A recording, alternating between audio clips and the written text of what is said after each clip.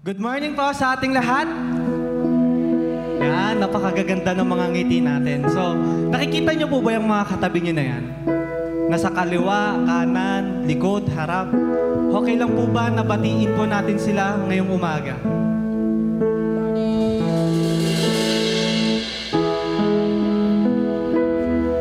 So, masaya po kami ngayong umaga na nakita uli kayo, na sama-sama tayong magpupuri sa ating Panginoon ngayong umaga pong ito. So meron po akong gustong basahin sa inyo. Sabi po sa Jeremiah chapter 31 verse 10, "Hear the word of the Lord, you nations. Proclaim it in distant coastlands. He who scattered Israel will gather them and will watch over his flock like a shepherd." So napakasimple po ng paalala o ng reminder ng Diyos sa atin ngayong umagang ito. Na kung paano natin maririnig, kung paano natin maaalala kung ano yung gusto sabihin sa atin ng Panginoon sa buhay po natin. Na siya ay makapangyarihan sa lahat. Siya ang Diyos. Siya ang makapangyarihan. Siya ang liwanag ng ating mga buhay. At siya yung patuloy na nag-aalaga sa atin kung saan man lugar tayo naroon. Kaya ngayong umaga pong ito, bibigyan ko po tayong lahat at kailangan po natin na saglitang manalangin sa ating Panginoon. Sige.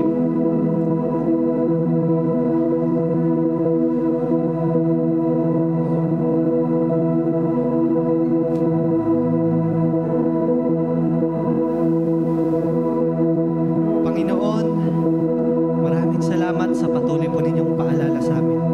Na kahit saan kami magpunta, kasama ka namin, hindi mo kami pinababayaan, hindi mo kami kinalilimutan. Dahil ayun po ang pangako po ninyo sa bawat isa na naririto. At kung saan man sulok ng mundo, naniniwala kami na patuloy mo kaming paalalahanan. At patuloy mong ipaparana sa amin ang inyong pag-ibig, ang inyong kadakilaan, kabutihan sa aming mga buhay. Kaya ngayong umaga pong ito, hindi kami magsasawang magpuri sa iyo at hindi kami magsasawang magpasalamat sa iyong pangalan. Dahil ikaw ang Diyos na makapangyarihan sa lahat at ikaw lamang ang nag-iisang Diyos na makapangyarihan. Kaya lahat ng papurin ito ay sa iyo lamang namin tinataas. In Jesus' name we pray. Amen. Sige po, tayo po tayong lahat para sa pag-awit sa ating Panginoon.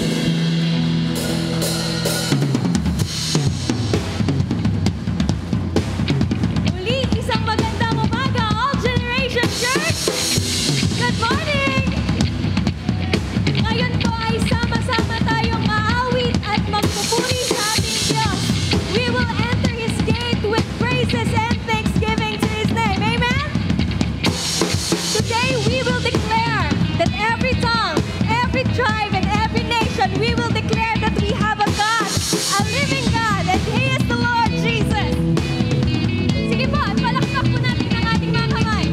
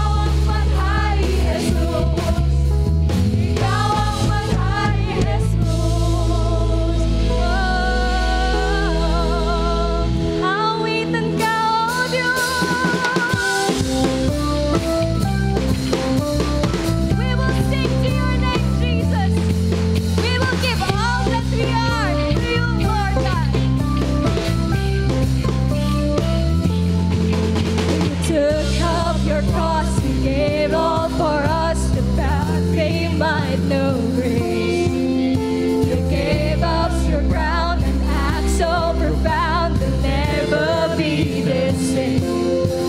We will never be the same. All that we are for your glory, all that we are for your name, Jesus. All that we are for your glory, we praise you, we praise you. Oh,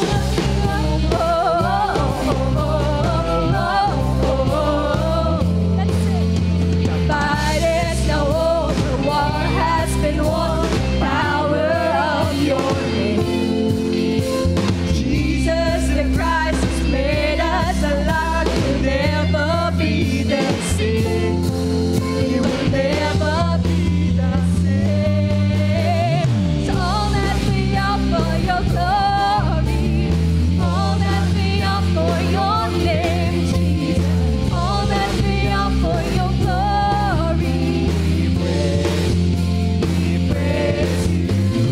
All that we are for your glory, all that we are for your name, Jesus. All that we are for your glory, we praise you, we praise you. Sing. Oh,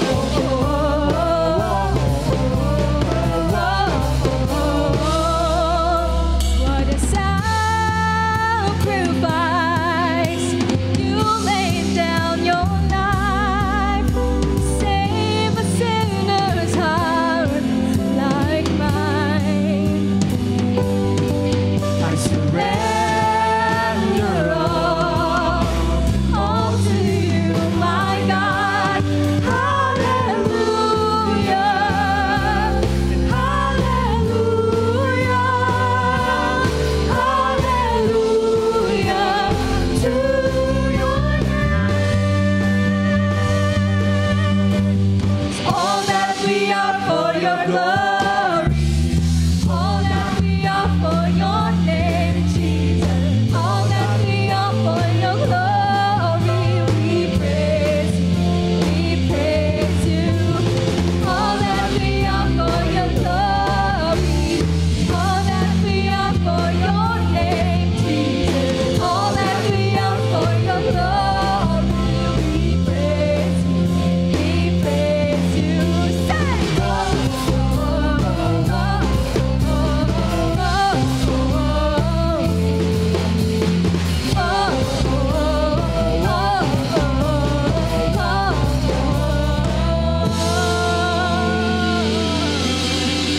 we praise you.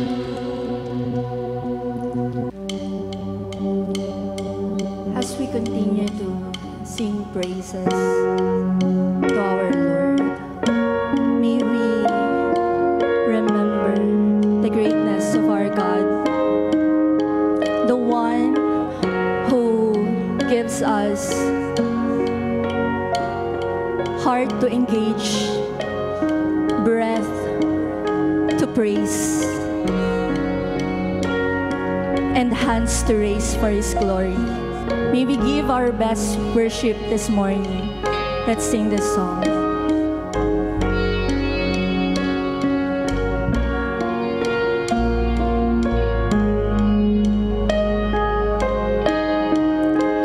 You give life, you are love, you bring light to the darkness, you give hope, you restore every heart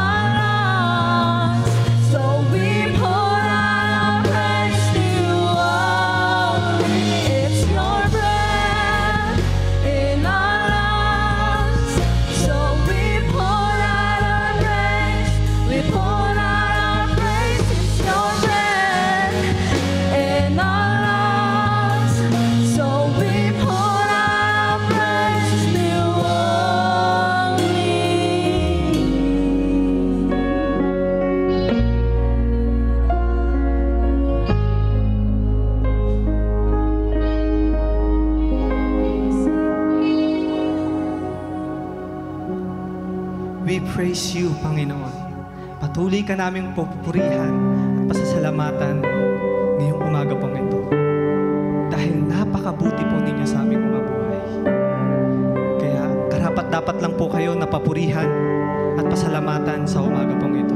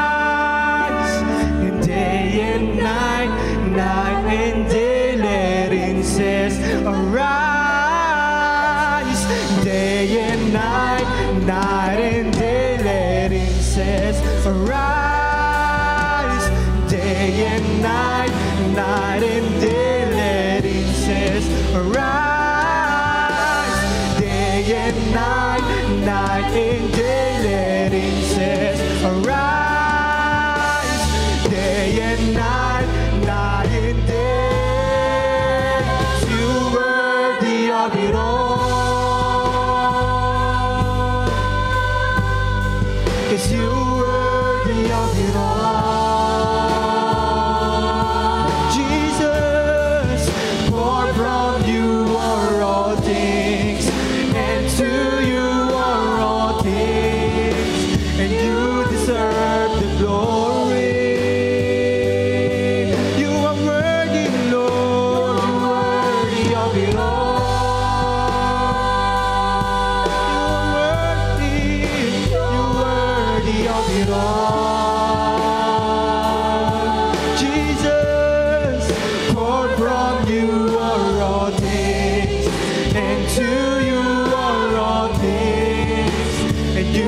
deserve the glory. You worthy of it all. Let's sing all generations. You are the of it all.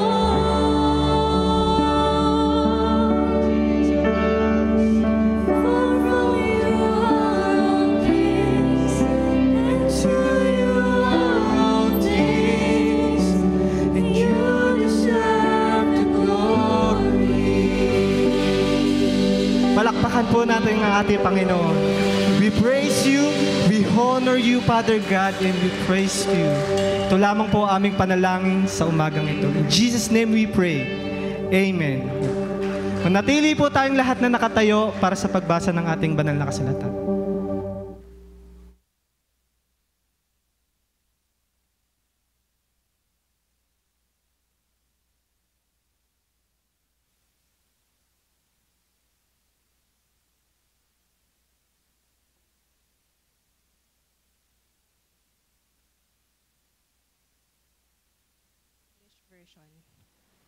Marcos 10:28-31, nagsimulang magsabi si Pedro kay Jesus, "Tingnan po ninyo, iniwan namin ang lahat at sumunod kami sa iyo." Sumagot si Jesus, "Tinitiyak ko sa inyo, walang taong nag-iwan ng bahay, mga kapatid, ina, ama, mga anak o mga lupain dahil sa akin at dahil sa magandang balita, na hindi tatanggap sa panahong ito ng makaisandaang ulit ng mga bahay, mga kapatid, mga ina at mga anak, at mga bukid na may kalakip na pag-uusig. At sa panahong darating ay tatanggap siya ng buhay na walang hanggan. Ngunit maraming nauuna ang mahuhuli at maraming nahuhuli ang mauuna." Mark 10:28-31. Then Peter spoke up, "We have left everything to follow you." "Truly I tell you," Jesus replied, "no one who has left home or brothers or sisters or mother or father or children or fields for me and the gospel will fail to receive 100 times as much in this present age, homes, brothers, sisters, mothers, children and fields, along with persecutions, and in the age to come, eternal life. But many who are first will be last, and the last first." This is the word of the Lord. Thanks be to God. Maaari na pong umupo ang lahat.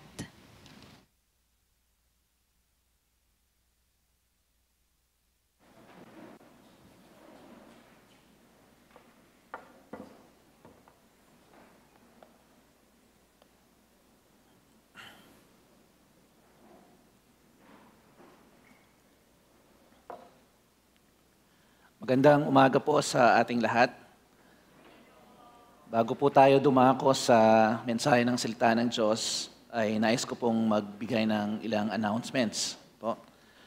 Yung una po ay simula po sa unang linggo ng Pebrero, ay hindi na po natin mapapanood ng live yung ating worship service. Wawala na po yung ating live stream. Subalit ang magandang balita naman po ay mapapanood nyo pa rin ito, kaya lang delayed telecast na. So wala lang po yung live, pero mapapanood nyo po siya ng delayed. No? So ito po ay magsisimula sa first week ng February. So inaanyayahan po namin kayong lahat, pati po yung mga online viewers natin, na pumunta at ma-experience ang all generations na simbahan at yung warmth ng bawat isa po dito sa All Gen. Pangalawa po ay kung kayo po ay gagamit ng ating simbahan na mangyari lamang po na makipag-usap kayo kay Kuya Boy, lalo na po pagkatapos ng service natin, kung may mga life group kayo na gagawin dito, makipag-usap lamang po kayo kay Kuya Boy para po maiayos niya kung saan kayo ilalagay. Okay. Ang pangatlong announcement po ay patungkol sa atin pong financial report. No? Ako po ay naatasan na maging chairman ng Finance Committee ngayon pong taon na ito. At kasama po sa job description ay para i-present sa inyo yung financial report ng ating church. So, simulan po natin. Ito pong unang table na ito ay pinapakita po yung ating mga collections and expenses. No, pinakita ko po dito yung 2022 at saka po yung 2023. So purihin po natin ang ating Panginoon dahil noong 2023, ang atin pong simbahay ay nakagastos ng 9.6 million pesos. So yan po yung ginastos natin sa iba't ibang mga ministry at iba't iba pong mga capital expenses na ating ginawa nung taon na yon. Kahit na po yung ating tithes and offering ay 7.5 million lang, pero nakagastos pa rin po tayo ng 9.6 million. So yan po ay dahilan sa, meron po tayong mga reserve funds na nagastos. Po. At kung mapapansin nyo din po na mas mababa yung offering natin ng 2023 kesa po nung 2022. Pero kahit ganyan po yung sitwasyon, ay nagawa po natin yung mga pinapagawa ng Diyos sa atin. So ngayon pong taon na to ay magsisimula tayo na merong 7.3 million. So yan po yung ating starting budget at yan po nag-budget ang ating iglesia ng ating expenses para sa taong 2024. Okay? Pa-move sa next slide po. So ito po yung ating 2024 budget. Kung mapapansin nyo, mas maliit po yung ating pinlanong gastusin ngayong taon na to kumpara nung nakaraang taon. So pero hindi ibig sabihin mga kapatid, na hindi natin gagawin yung pinagagawa ng Panginoon sa atin. Ang ibig sabihin lamang po niyan ay kailangan nating maging creative at kailangan nating isipin kung paano natin patuloy na gagawin yung misyon ng Panginoon dito sa biyaya na pinagkaloob niya sa atin, yung 7.3 million. At ang breakdown po ng ating mga expenses, ng ating budget for this year, kung makikita nyo, magpalibre kayo sa ating mga church workers dahil meron silang konting increase. No po? Hindi po natin pinababayaan yung ating mga church workers dahil sila po ang bulto ng mga gumagawa para sa ating Panginoon. Po. Ang admin expenses, admin and maintenance ay bababa po. So from 1.7 last year, 1.3 million. So kung napapansin nyo, kailangan po natin yan, yung mga aircon natin, yung ating mga sound system, no, yung iba pong ginagamit natin, dyan po pumapasok yung ating admin and maintenance. So kailangan po nating maging wise kung paano po natin gagamitin itong mga resources na ito. At yun pong ating mga ministries ay bumaba din po, no? From 2.4 naging 2 million na lang siya. So balit yun pa rin, ang commitment ng mga elders at ng mga church workers ay i-execute pa rin natin yung ating plano na pasiglahin yung ating life group, no? Pasiglahin yung ating missions and evangelisms at yung pagtulong natin sa ating mga kasama sa iglesia at dun sa mga nangangailangan sa labas ng ating iglesia. At ang atin pong panalangin ay kahit ganito, ito po ay blessing na galing sa Panginoon. At kung ano ang ibinigay niya sa atin ay gagamitin natin ito upang patuloy nating gawin ang kanyang misyon dito po sa lugar ng Imus. So purihin po natin ang ating Panginoon para po dito sa budget at ng mga biyaya na pinagkaloob niya sa atin. Okay. Okay.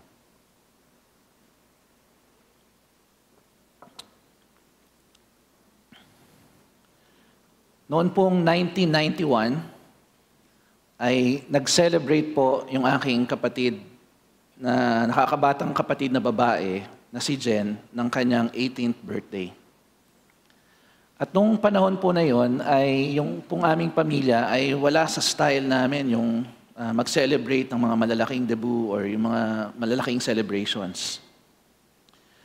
Yung nanay at saka yung tatay ko, wala din ho sa kanilang priority na gumastos ng malaki para sa isang handaan. Wala po yan doon sa kanilang priority. In short, wala kami pong pera para mag-celebrate ng malaking debut. So hindi ko kami nagplano. Hindi namin pinlano na mag-celebrate para sa aming kapatid. At kahit alam ko na si Jen, siguro nasa isip niya na gusto niya ring mag-celebrate dahil 18 years old, di ba? Major milestone sa isang babae. At nakikita niya at nai-invite din siya sa mga debut ng kanyang mga kaklase at kaibigan. I'm sure sa loob ng aking kapatid, gusto niya ring mag-celebrate. Pero naalala ko na kahit hindi kami nagplano, ay nagkaroon po ng 18th birthday celebration si Jen. At Hindi ho yun magarbo, hindi sobrang simple. So ginawa lang ho yun sa loob ng aming looban. Doon po sa aming garahe, merong programa, meron ding 18 roses, may 18 candles, may mga prayers, may mga wishes. Si Pastor Velasquez, siya yung nag-deliver ng message doon sa birthday ng aking kapatid. So masasaya, maraming tawanan, at I'm sure by now, alam nyo na, ang mga teened, pag nagse-celebrate, may kasamang iyakan. No? So, kasama yan sa, sa pamilya. Naalala ko na yung kanyang mga bisita, andoon yung mga pinsan ko. Andoon sila Ate V, andoon si Joanne, andoon si Jeff, andoon sila Adric, andoon si Chill, andoon si Ate Seb, andoon si Ate Mi, andoon sila Ate Beth, sila Ate Tita, at saka sila Joel. At nandun din yung mga young people ng aming church. Andun si Abet, andun si Ate Rose, andun yung Pacifico Brothers, si Paring Romel at yung kapatid niya na si Roderick. Andun si Sarel at saka si Joy, si Macy at saka si Mayi, nandun sa birthday ni Jen, si Maring Sheila at saka si Glenn. At ngayon, habang iniisip ko, yung mga young people ng aming church, sila talaga yung gumawa ng plano para kay Jen. Sila yung gumawa nung nag-prepare at naghanda para i-celebrate yung 18th birthday ni Jen. At itong larawang ito, mga kapatid, mga brothers and sisters kay Kristo, ito po ay tumatak sa aking isipan na isang magandang larawan kung paano ba maging kabahagi ng isang komunidad ng mga anak ni Kristo. Tayo po ay nasa kalagitnaan ng isang sermon series patungkol sa pagkakaibigan o friendship. Sa nakaraang 2 linggo, pinag-usapan po natin ang friendship ni Ruth at ni Naomi, ni David at ni Jonathan. At hindi lamang po ito yung unang pagkakataon kung saan tayo ay pinag-usapan natin ang mga topic patungkol sa relationship. At hindi po ito ang magiging huli. And mga kapatid, winawarningan ko kayo, I will talk about the beauty of community. Kung gaano kasarap na ibahagi ang inyong buhay sa mga kapatid. At kung gaano din kahirap, at kung gaano din nakakaramdam ng sakit na magbahagi ng buhay sa mga kapatid sa Panginoon. Ako po ay naging member na ng church nito for more than 40 years. Kaya't katulad marahil ng iba sa inyo, marami na kayong mga storya na nabuo sa pagiging miyembro ng ating simbahan. And full disclosures, marami po akong baon na storya patungkol dyan sa mga yan. Kanina ay binasa natin yung first century biography ni Jesus na ngayon ay tinatawag nating The Gospel of Mark. Ito pong eksena na ito ay sumunod pagkatapos na si Jesus ay makapag-usap sa isang mayamang lalaki. Ito pong mayamang lalaki ay nagtanong kay Jesus patungkol sa buhay na walang hanggan. Kung alam niyo yung storya, dito, sinabi ni Jesus dun sa mayamang lalaki na ipagbili niya yung lahat ng meron siya at ibigay ito sa may hihirap. At ang ginawa ng lalaki ay hindi niya to ginawa. Hindi niya pinagbili yung kanyang mga ari-arian, kung kaya't siya ay umalis ng malungkot. At sabi ni Jesus sa kanyang mga kaibigan, doon sa kanyang mga kaibigan at sa kanyang mga disciple, kung gaano kahirap at gaano ka-impossible na ang isang mayamang tao ay pumasok sa kaharian ng Diyos.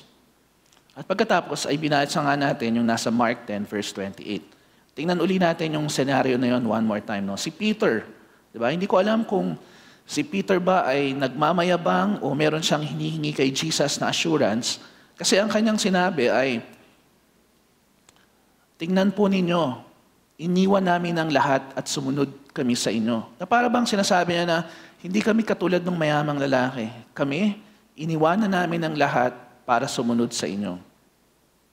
At doon nga sumagot si Jesus at sinabi niya na, parang nire-reassure niya si Peter, no?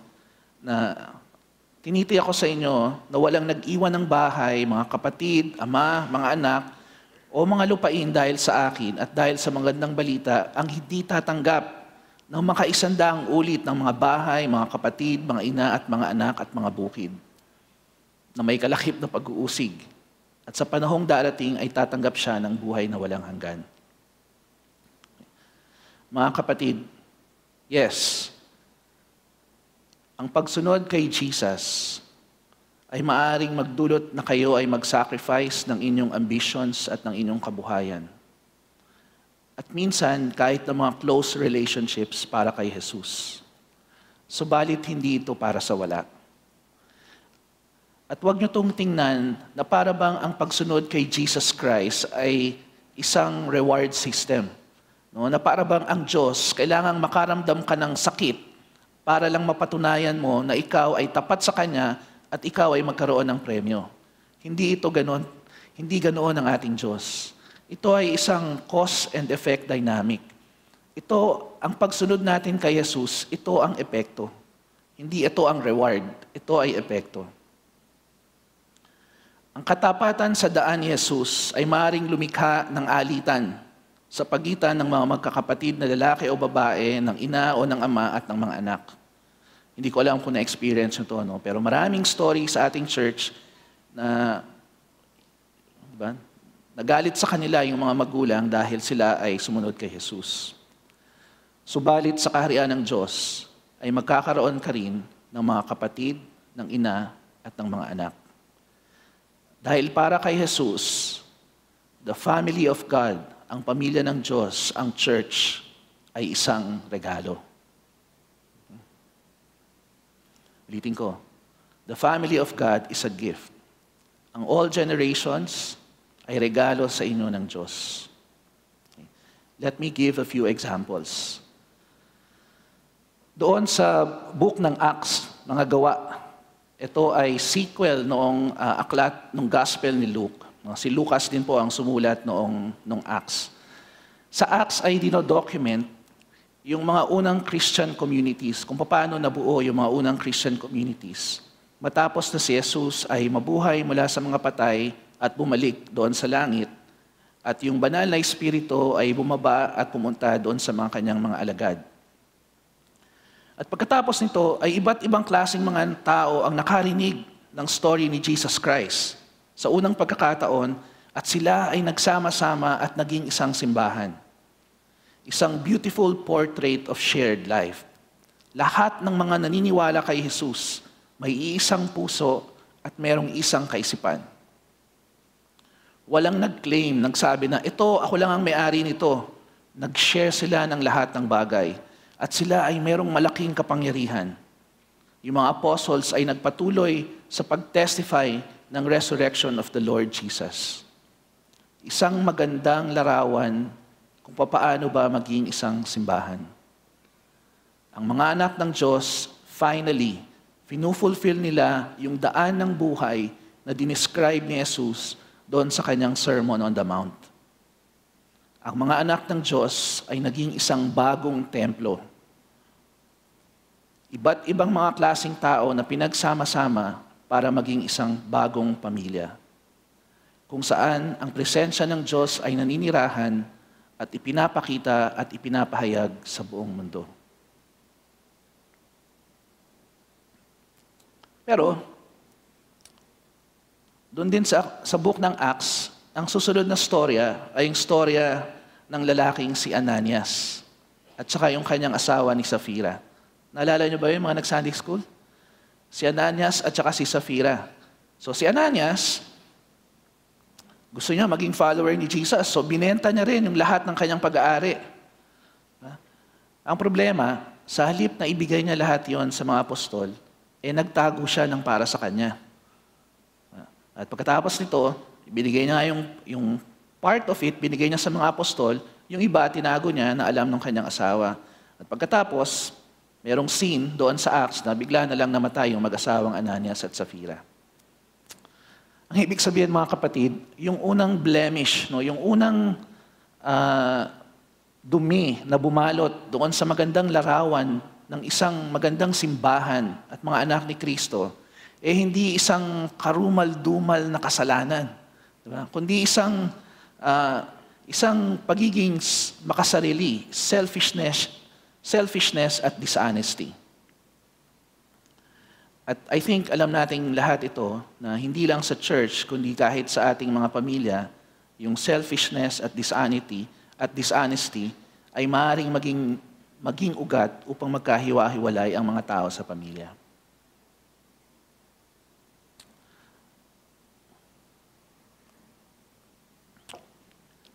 Pero kung gusto niyo makarinig noong mga kahindik-hindik na mga kasalanan na ginawa ng mga unang iglesia, ay kailangan lang magbasa kayo sa New Testament. Si Paul ay bumisita sa isang lugar na ang pangalan ay Corinto. At dito sa Corinto, si Paul ay nag-preach ng salita ng Diyos. At nagkaroon ng simbahan. Kung paano nangyari doon sa unang simbahan, ganito rin ang nangyari sa Corinto. Maraming mga tao ang nakakilala, nag-form ng isang community, at sila ay isang maganda at amazing at beautiful na simbahan ng ating Diyos. Pagkatapos nito, si Paul ay umalis na ng Corinth at nagplant ng iba pang churches. Ang kaso, nung si Paul ay nasa ibang lugar, nakatanggap siya ng sulat. At doon sa sulat na kanyang tanggap, ay nabalitaan niya na yung simbahan sa Corinto ay nagkakagulo-gulo. Nagkakagulo-gulo. Okay? So tingnan natin kung ano yung nangyayari sa Corinto. At yung 1 Corinthians na book, na sulat ni Pablo para sa mga taga-Corinto, ay makikita natin na in-outline ano ba yung nangyari doon sa simbahan sa Corinto. Okay? Sabi ni Paul, nabalitaan ko na kayo ay nagkakagulo-gulo dahil merong pag-aaway kung sino ba ang inyong susundin. Susundin niyo ba si Paul? Susundin niyo ba si Peter? O susundin niyo ba si Apollos? So, nagkakagulo-gulo kung sino ba ang leader. Naranasan na ba natin ito sa all generations? Check. Diba? Sabi nga, there's sexual immorality in the church. There's people bragging about sexual immorality. May mga lawsuits among Christians. Yung mga Kristiyano, nagdedemandahan. Attorneys, may narinig na ba kayo nagdemandahan sa church? Baka sa barangay, pwede pa, pero baka hindi umabot pa sa kaso sa korte.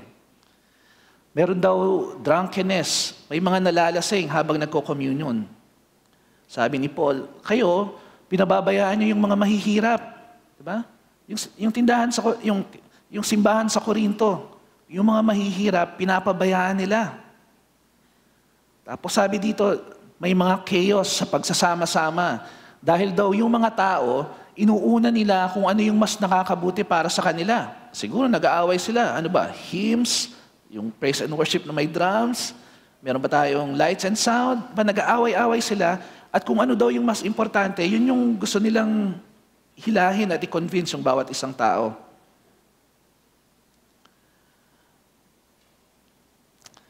Hindi po ako psychologist, pero I think na kapag ang simbahan ay may ganyang klaseng pag-aaway-away, ay makukonclude po natin na yung pain at conflict ay nararanasan po ng buong komunidad. Si Paul, hindi niyo pa sinabi kung ilan ba dun sa mga miyembro ng simbahang Corinto ang gumagawa ng mga masasamang bagay. Pero I'm sure, hindi po lahat ng tao dun sa simbahan ay gumagawa ng mga kasalanan. Meron ding mga tao na mabubuti at hindi naman gumagawa ng masama. At sila ay nasasaktan dahil sa mga kasalanan na nangyayari sa Corinto. Subalit, doon sa letter ni Paul, sa church doon sa Corinth, hindi niya sinabi na ipasara nyo na yung church nyo. Hindi niya sinabi na kayong mga mabubuting tao, umalis na kayo dyan at gumawa na kayo ng bagong simbahan. To be clear, hindi rin kinondone ni Paul yung mga masasamang tao sa simbahan.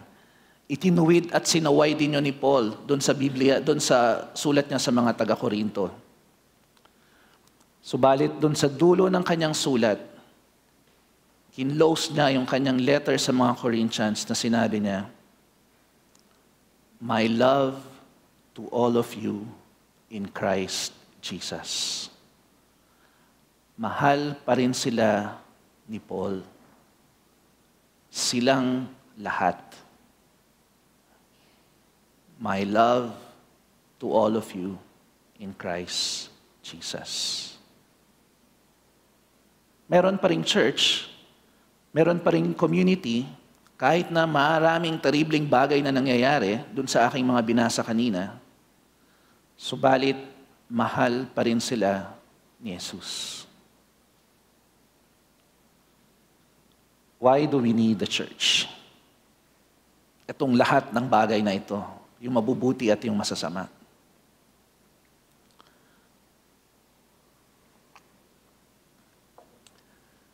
Merong time na yung mga scientists, naniniwala sila na yung addiction daw, ang nagkakos daw nito ay exposure doon sa mga addictive agents. So, ibig sabihin, kapag ka ikaw ay na-expose doon sa marijuana or sa shabu or sa drugs, maa-addict ka din. Diba? Kaya siguro nung dati, yung mga nanay at saka tatay ko, huwag kang pupunta dyan sa lugar na yan, baka makaamoy ka ng marijuana, maging addict ka na. Diba? So naniniwala sila na yung exposure daw. At yan naman ay may katotohanan. Dahil tinest nila itong theory na to sa mga daga. So yung mga daga, nakakita na ba kayo sa mga movies? Di ba? Yung mga daga nakalagay sa cage, tapos ine-inject at saka ine-eksperimento sila. So tinesting nila to sa mga daga. At na-discover nila na yung daga, pag in-injectionan mo ng addictive agent, ng drugs, ay hahanap-hanapin ito at sila mismo ang maghahanap at paano i-inject to sa kanilang sarili.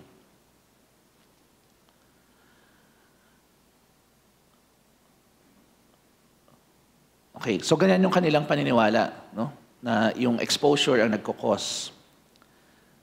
So balit noong mga 1970s, merong isang Canadian psychologist na katukayo ko, ang pangalan niya ay si Bruce Alexander, na tinesting niya itong pag-iisip na ito, itong theory na ito, na yun daw exposure ang nagkukos. No? Ang ginawa ni Bruce Alexander ay gumawa siya ng isang lugar kung saan ang tawag niya ay rat park, parke ng mga daga. Diba? At dito sa park na ito, isang malaking lugar kung saan may mga puno, may mga halaman, may mga iba't ibang lugar kung saan yung mga daga ay pwedeng maglaro at magkabulan. At lahat ng klase ng daga ay nilagay niya dito sa park na ito. At dito sa rat park ay merong dalawang source ng tubig. Yung isang tubig ay tubig lang. At yung isang tubig ay merong nakalagay na drugs. Okay?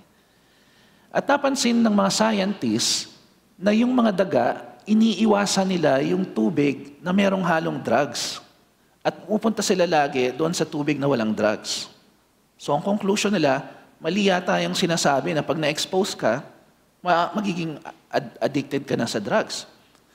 So ang ginawa pa nilang isa, nag-inject sila ng drugs doon sa mga daga. Tapos pinakawala nila sa rat park. Pero ganun din ang resulta. Sa halip na puntahan nila yung tubig na merong drugs, ang pinupuntahan nila ay yung tubig na walang drugs. Pero yung mga drugs, yung mga daga na nakakulong doon sa maliliit na hawla, yung mga daga na mag-isa lamang sila, ay walang ginawa kundi uminom ng tubig na merong drugs hanggang sila ay mag-overdose at mamatay. So ang conclusion nila, hindi yung exposure sa drugs ang nagkukos ng addiction. Kung hindi, yung loneliness. Loneliness ang nagdadrive sa mga tao para pumunta at maghanap at maging at malulong sa mga masasamang bisyo. And I guess, hindi naman to malit. Hindi natin ito kaya i-argue, di ba? Kasi tayo din, nung dumating yung pandemic, lumabas na yung mga mental health issues at kung ano naman, alam natin that loneliness destroys people. Kahit na anong klase ng tao, dahil ang bawat isang tao ay nakadesign para mag-connect sa isa't isa. Subalit mga kapatid, ang church, ulitin ko ang church ay higit pa kesa sa pag-alleviate ng ating loneliness. Okay? The gift of community, itong regalo ng Diyos sa atin, ay higit pa kesa pag-alleviate ng loneliness. No? Hindi ka pupunta dito para maging masaya. Hindi ka lang pupunta dito para maging masaya. Higit pa dyan. Maraming iba't ibang klaseng paraan para maging healthy at para mawala yung iyong kalungkutan. Hindi mo kailangang pumunta sa church dahil ang church is more than that. Why do we need the church? Sa Genesis chapter 3, ay makikita natin na ang kasalanan, na ang tao ay nagkasala dahil nag-fail siya na makipamuhay ng at peace with God at the same time ay with another person in the presence of temptation. So ulit, yung Genesis 3, yung kasalanan, dyan nag-uugat lahat eh. Kaya kasalanan talaga ni Adan at saka ni Eva. Diba? Ang kasalanan na nangyari sa kanila ay nagkasala sila sa Diyos, nahiwalay sila sa Diyos dahil doon sa kanyang ginawa at nahiwalay sila doon sa tao. Nahiwalay sila sa kanilang dalawa. Ano ang proof nito? Anong ginawa nila na nagkasala sila? Nagtago sila sa Diyos, di ba? Napunta sila doon sa bushes at nagtago sila. Yan ang proof na may kasalanan tayo sa Diyos. At ano pa yung isa? Nagkahiwalay yung tao. Anong ginawa nila? Naghanap sila ng fig leaves para takpan yung isa't isa. Okay? So nagkaroon na ng malisya at so nagkaroon na ng separation yung mga tao. At from Genesis chapter 3, andyan na yung kasalanan ni Cain at ni Abel.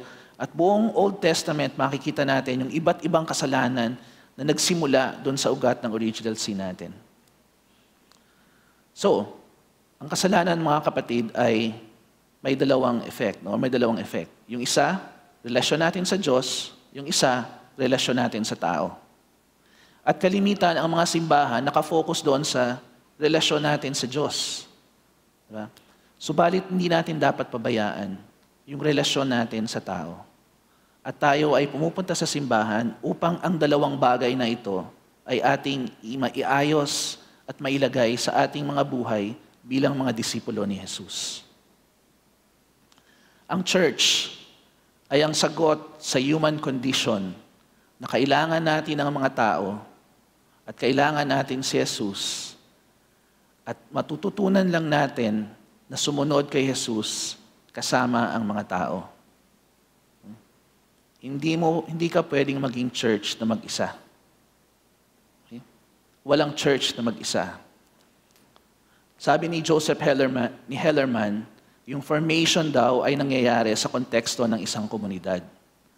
Yung mga tao that remains connected sa kanilang mga kapatid sa local church ay lumalago sa kanilang self-understanding at sa kanilang abilidad na kapag-relate sa Diyos at sa kanilang fellow human beings.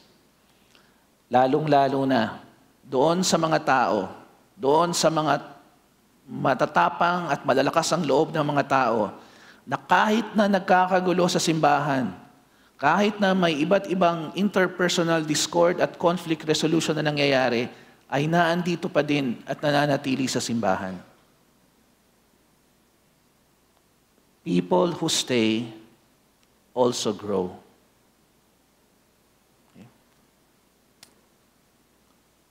People who stay grows. People who leave, mabagal siguro yung growth nila. Si Pastor Ding, kukwentuhan kami, sabi niya, yung mga tao daw, pag alis ng alis, either may tinatakasan o merong hinahanap. Pero sabi niya, kahit anong daw ang gawin nila, hindi nila matatagpuan kung ano man yung kanilang tinatakasan at ano man yung kanilang iniiwasan. Dahil kahit ka daw saan pumunta, naandoon ka. Yeah? Wherever you go, there you are. Mga kapatid, kahit saang simbahan kayo pumunta, hindi yung simbahan na yun ang may problema. Nandoon ka pa din. Ito po ay isang simple, ngunit malalim na biblical reality na tayo ay sama-samang lalago at tayo ay sama-samang uunlad sa ating pananampalataya o hindi tayo lalago. Dahil sa isang tunay na community, sa isang tunay na church, ay hinaharap natin yung reality na hindi naman talaga tayo magaling, na tayo ay makasalanan. At upang tayo ay makasurvive, ay kailangang buhati natin yung brokenness ng ating mga kapatid at hayaan natin na tayo din ay buhati ng ating mga kapatid. Na ang tunay na pagkakaibigan at pamilya ay naububuo sa apoy ng kahirapan. brothers, sisters, mothers, children, along with persecutions, and in the age to come, eternal life. At yan, mga kapatid, ay regalo. Minsan, habang kumakain ako sa isang bagong pizza na lugar sa Makati, merong mga pumasok na mga kabataan. Well, hindi sila kabataan kasi mas bata sa akin. No? Mga millennials, I think mga nagsisimula pa lang na magtrabaho, mga yapis. No? So pag upo nila, ay narinig ko na nagkukwentuhan sila at syempre, I think yung mga millennials, ang unang reaction nila mag-criticize, diba? Magbigay ng kanilang opinion tungkol dun sa pizza. Sabi nila, sobra naman tong pizza na to, masyadong fancy. Kaya pala mahal kasi kung ano-ano yung nilalagay nila na hindi naman nagpapasarap. Sabi ng isa, manipis daw yung pizza pero malutong kaya daw masarap. Sabi ng isa, hindi, alam mo, tingin ko ang problema dito sa pizza na to, hindi yung pizza mismo, kundi yung lugar. Sabi niya, parang mali yung ambience eh. Out of place daw yung ambience. Baduy daw yung mga decorations. So tuloy lang silang tuloy. Hanggang eventually, na-discover ko na ito palang mga tao na to, itong mga young people na to, galing sa isang midweek worship service. Mga Christians pala sila. At galing sila sa isang midweek worship service. At for some reason, bilang lumipat yung kanilang conversation from pizza tungkol doon sa inattendan nila na event. Kaya lang, yung tema ay parang pizza din, no? Sabi ng isa, parang hindi okay yung service ngayon. Sabi nila, masyadong malakas yung sound system. Sabi ng isa, hindi, okay lang naman yung worship service eh. Kaya lang, parang masyadong mahaba yung praise and worship. Sabi ng gano'n. Sabi ng isa, hindi, alam mo, hindi na ako babalik dyan sa church na yan kasi nung pumasok ako, hindi ako nang winelcome ng maayos. Sabi ng ganyan. Ito pa, dito talagang natawa ako. Sabi niya, ako, hindi na rin ako babalik dyan kasi yung pantalon daw ng pastor, skinny jeans. Sabi niya, at hindi ako naniniwala dun sa mga tao na nagsusot ng skinny jeans. Diba? Na para bang yung pagiging makadiyos at sukatan ng tao ay dahilan doon sa kanyang sinusuot na pantalon. Yes. Ginawa din natin yan. No? Yung buhok ni Pastor Saul, yung balbas ni Pastor Glad. No? Yes. My point is, minsan mga kapatid, yung church at yung pizza na restaurant, hindi naman kaiba yung tingin natin. No? Na para bang tayo na parang yung church ay naging isang entry doon sa Agoda or Google, di ba? Na merong critic at saka merong mga 4 stars na nilalagay natin. Di ba? Na tayo ay mga naging consumers. Ano ba yung nagustuhan natin? Ano yung hindi natin nagustuhan? No? Ito ay byproduct ng mga obsession natin dahil tayo ay mga ampon ni Lazada at saka ni Shopee. Di ba? Yung mga binibili natin, ang reason kung ba't natin binibili dahil, 5 stars yung review nito, di ba? May mga influencers na nagsabi na ito daw ang bili natin, kaya bibili natin siya. Minsan mga kapatid, yung mga experts, hindi na natin pinakikinggan. Sabi ng doktor, wag mo kainin yan. Di ba? Pero hindi. Sabi sa YouTube, pwede daw to. Kain lang tayo. We get shopping recommendations sa robots, di ba? Yung mga robots, ini-influence kung paano mag-shopping. At asa yung mga guilty dito? We get parenting advice from TikTok. Meron ba sa inyo kumukuha ng parenting advice sa TikTok? So, ino-objectify natin yung mga bagay. Na tayo ay parang mga bata na tinitingnan natin yung regalo at sinasabi natin na ito yung maganda, ito yung hindi maganda. And alam ko mga kapatid, ginagawa natin to dahil tayo ay nakaramdam na ng sakit. Nakaranas na tayo ng mga masasamang bagay. Subalit ang simbahan, ang church, ang all generations, ay higit pa sa lahat ng yan.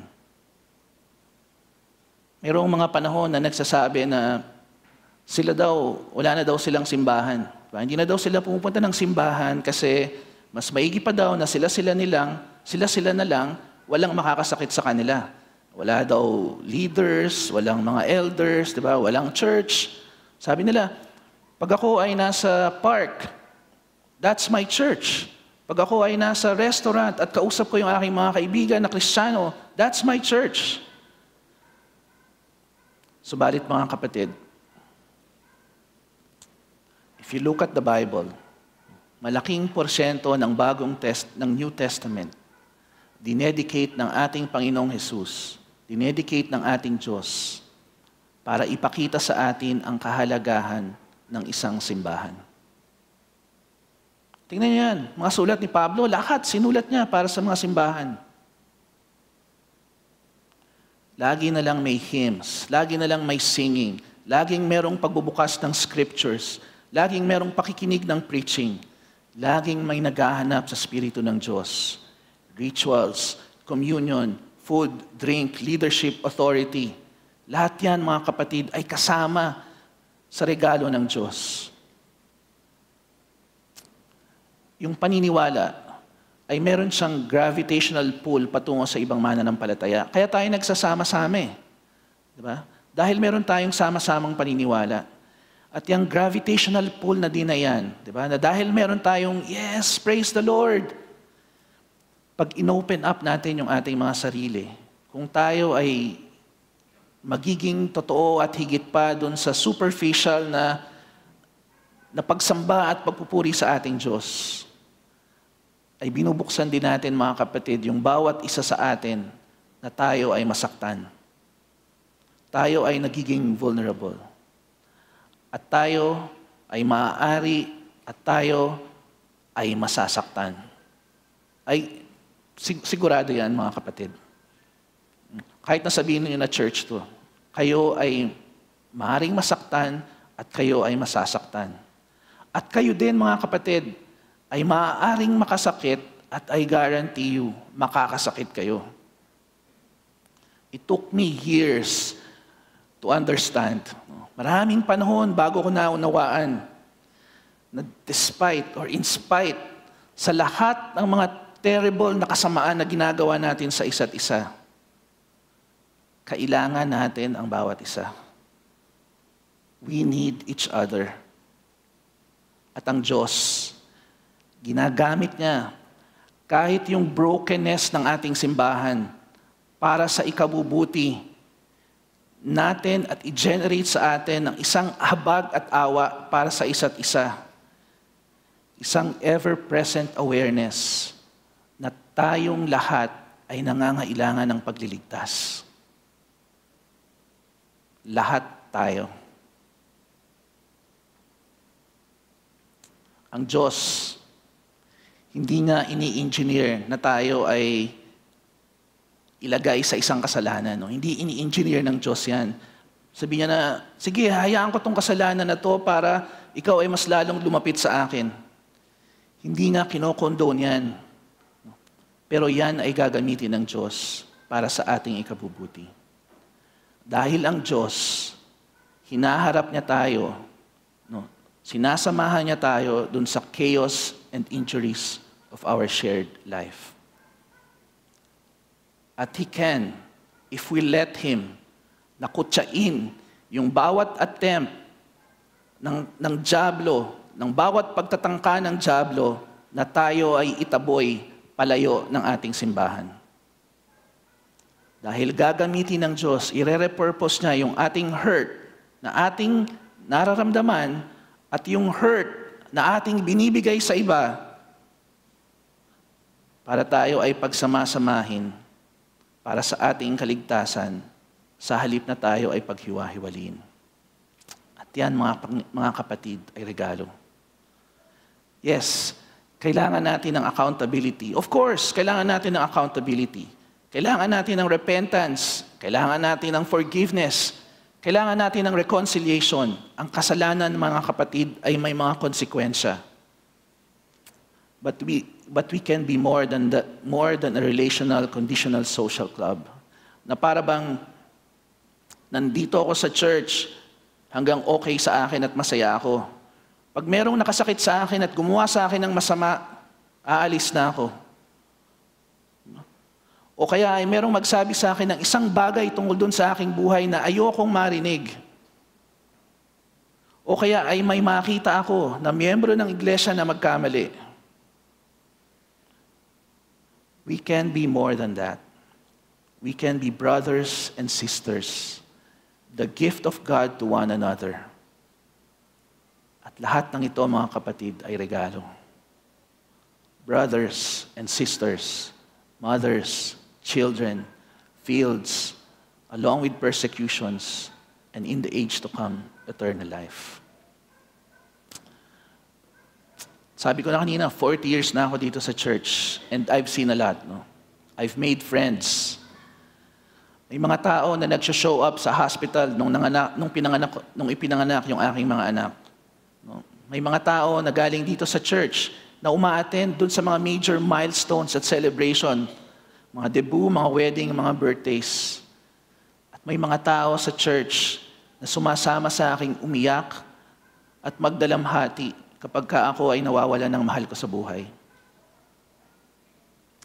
It's incredible, mga kapatid, to share something so proud, something so profound sa bawat isa na tayo ay pinagtali-tali ng pag-ibig ni Jesus.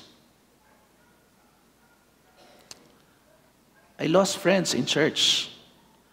Nakakita rin ako ng mga tao na nawala sa simbahan. Iba-iba ang dahilan. And mga kapatid, I do not agree with sin. At yan ay kailangan nating harapin.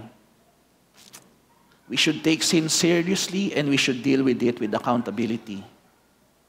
Pero kaya nating gawin lahat ng iyan ng merong compassion.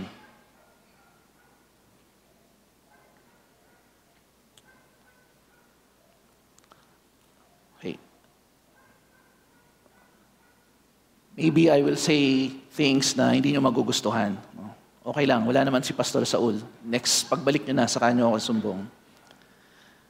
But this is a nice church. Hindi ko alam kung napapansin nyo, no? We have a very nice church. And I'm sincere in saying that, diba? Na-experience ko yan. And kasama ako dun sa mga nagplano at nagbuo. No? This is a nice church. We have a very good worship, praise and worship, praise and worship na experience. Yung mga sermon ni Pastor Saul, ibang klase, di ba? Subalit mga kapatid, higit pa sa mga bagay na yan, kilala ko yung mga tao ng mahabang panahon na nandito sa iglesia. And I know that they care about you, that they really care about you, and about following Jesus with integrity.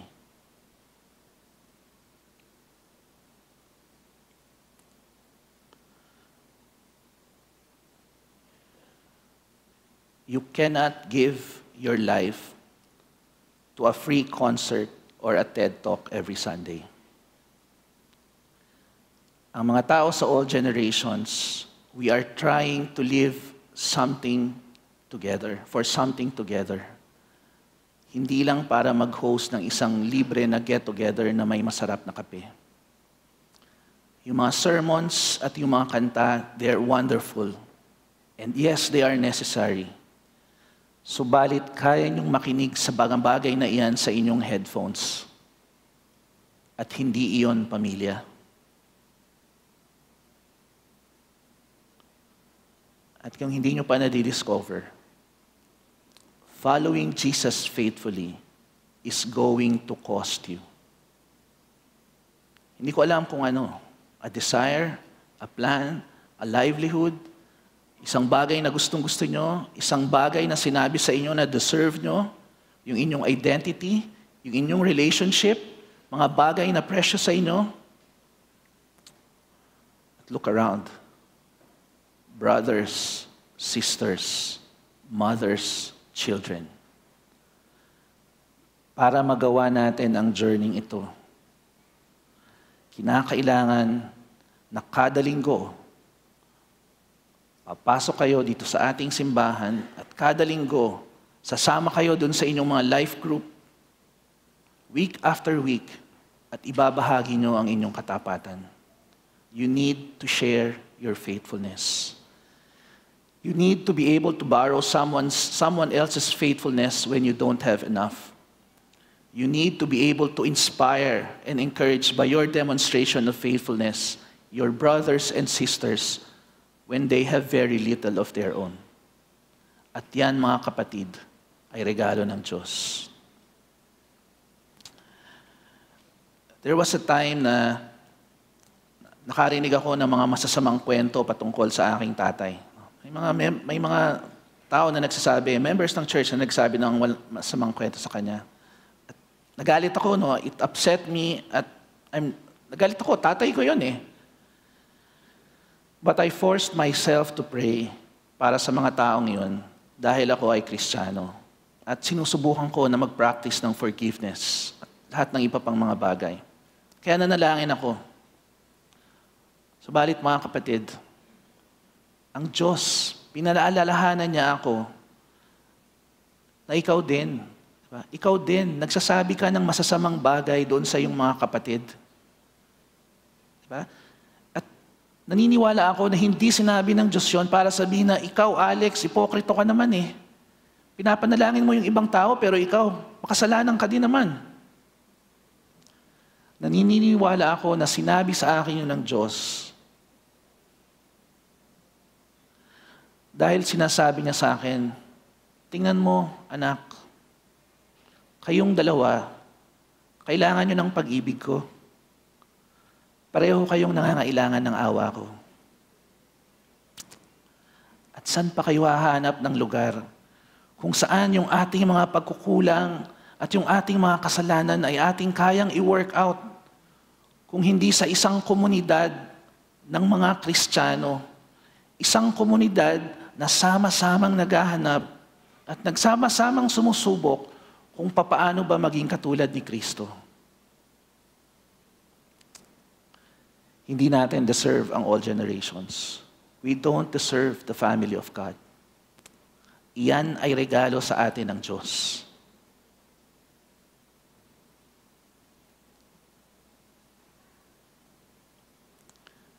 Hindi natin to kayang gawing mag-isa. At hindi natin to dapat gawing mag-isa. Dahil ito ay regalo. Dahil dito, sa kwartong ito, ay mayroong mga lalaki at babae, mga bata at matanda, na nagnanais na sumunod kay Jesus. Kailangan kanila at kailangan mo sila dahil ang ating Panginoon, ang hinihiling niya sa atin ay lahat. Everything. Naalala niyo si Peter? We left everything to follow you. Hindi tayo pumupunta dito kada linggo para lang we feel good about ourselves. No? Hindi ito parang isang weekend retreat or isang checkbox na pwede nating sabihin na kahapon nagsimba ako. We don't give our life to feel good.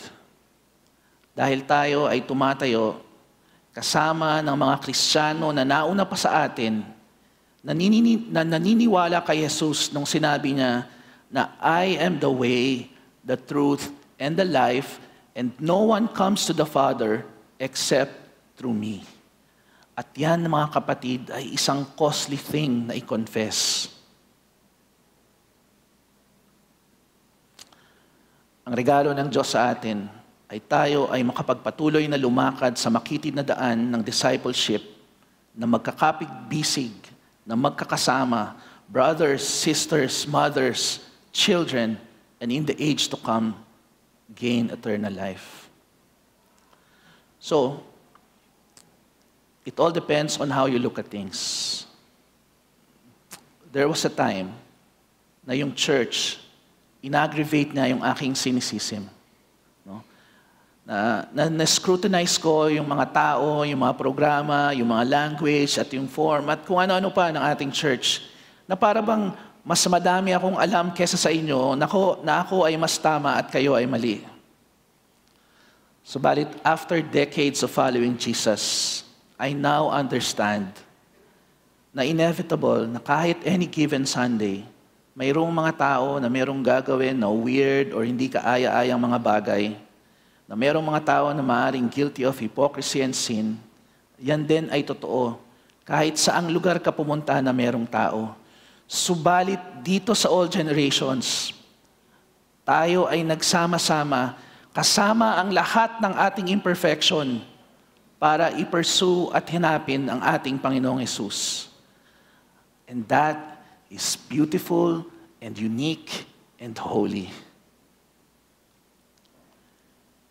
Hindi na ako nagsusumikap sa ilalim na pagmataas na maling akala na ako ay mas mabuti kaysa sa inyo. O mas may alam ako at mas marami akong alam sa ginagawa at ginawa ni Kristo. Jesus is my Master. Jesus is my Lord. At ang sabi niya sa akin, you are my brothers and sisters, at lahat ng ating kabutihan at nag-aalab na gulo ng sanglibutan. Isang pamilya at isang regalo. Thank God for this gift.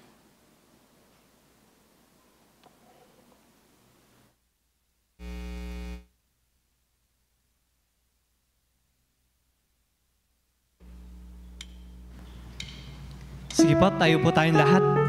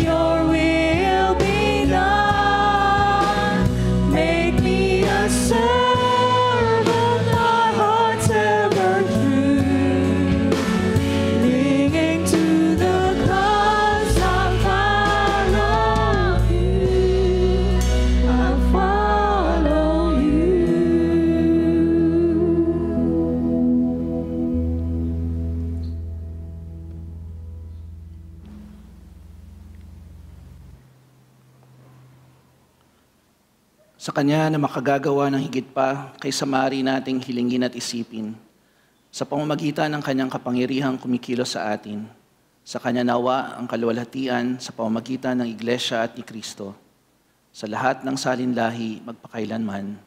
Amen, Amen, at Amen.